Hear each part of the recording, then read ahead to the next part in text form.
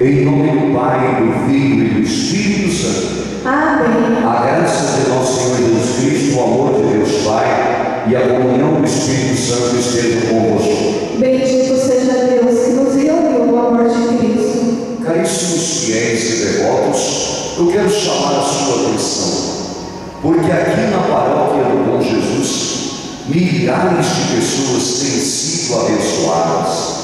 Todas as quartas-feiras, todos os domingos, nosso Bom Jesus tem estendido as mãos, curado os doentes, libertado os perturbados.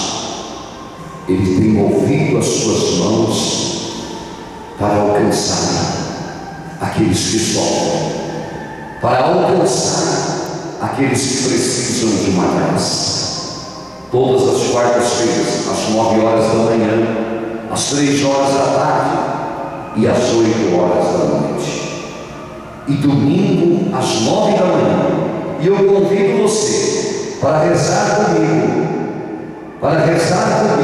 a oração da trezena desatadora dos nós.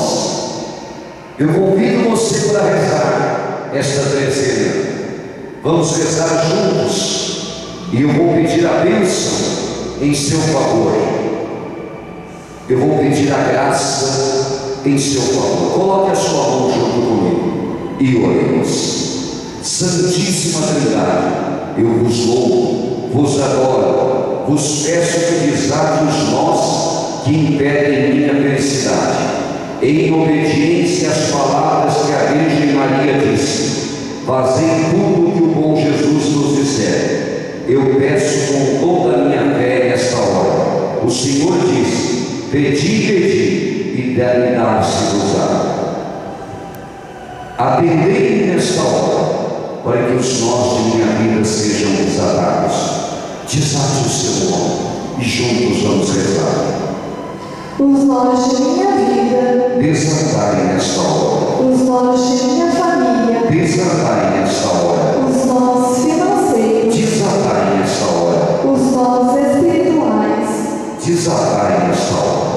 Eu estarei abençoado para ser feliz e estar todas as semanas nesse santo lugar com alegria de dizer: vou cada vez melhor.